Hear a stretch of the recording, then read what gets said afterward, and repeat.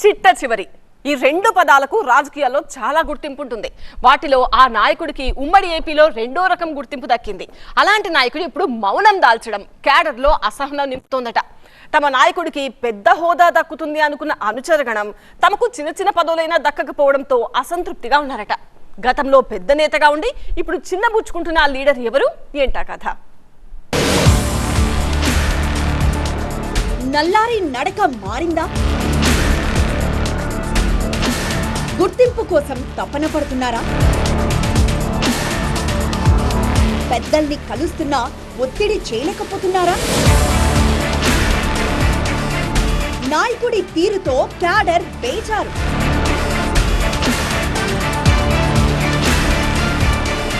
ఉమ్మడి ఆంధ్రప్రదేశ్ ఆఖరి ముఖ్యమంత్రిగా చరిత్ర పుటల్లో తనకంటూ ఒక ప్రత్యేక పేజీని లిఖించుకున్న నల్లారి కిరణ్ కుమార్ రెడ్డి ఆ తర్వాత రాజకీయంగా డక్కాముక్కీలు తింటూనే ఉన్నారు.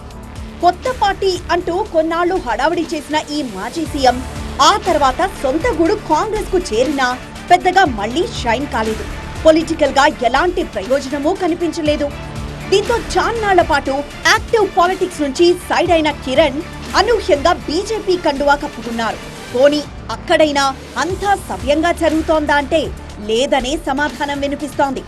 అధికార కూటమిలో ఉన్నా ఈ మాజీకి అంతగా గుర్తింపు మాత్రం దక్కడం లేదట.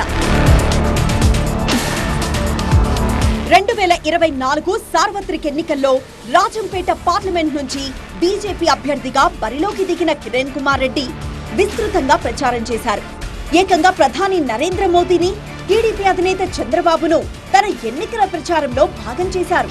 అయినా సరే ఆయనకు ఓటమి తప్పలేదు. కరుడుగట్టిన కాంగ్రెస్ వాద అయ్యుండి సైద్ధాంతికంగా వ్యతిరేక పార్టీ అయిన బీజేపీలో చేరారు. దశాబ్దాల రాజకీయ ప్రత్యర్థి చంద్రబాబుతో చేతులు కలిపారు.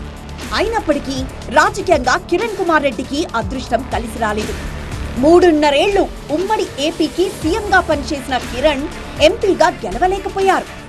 ఇక ఆ తర్వాత మళ్లీ కొత్త కాలం మౌనంగా ఉన్న ఆయన ఇటీవలే రాజంపేట పార్లమెంట్ పరిధిలో క్యాడర్ ను కలిసే ప్రయత్నం చేస్తున్నారు. అయితే ఆ విషయంలో ఆయన అనుకున్నంత సక్సెస్ కాలేకపోతున్నట్లు తెలుస్తోంది. అటు బీజేపీ హైకమాండ్ పెద్దల్ని కూడా కలిసేందుకు పలుసార్లు ప్రయత్నం చేశారట కిరణ్.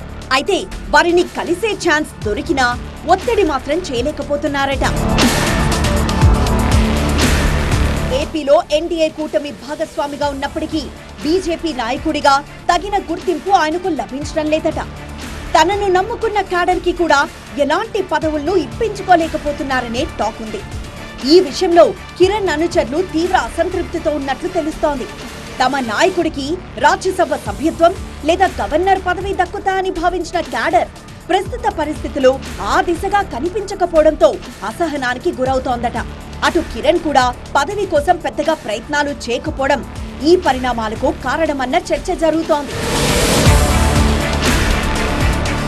సాధారణంగా అధికార పక్షంలో భాగమైతే చాలు, నేతలు హడావుడి చేస్తూ ఉంటారు.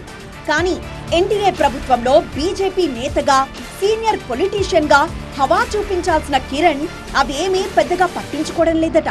దీంతో అధికార కూటమిలో ఆయన అనుచరులకి కూడా తగిన ప్రాధాన్యత లభించడం లేదట. అధికార పక్షంలో ఉన్నామా, ప్రతిపక్షంలో ఉన్నామా అనే అనుమానం కలుగుతోందని కిరణ్ అనుచరులు తమ ఆక్రోశాన్ని వెళ్లగక్కుతున్నారట.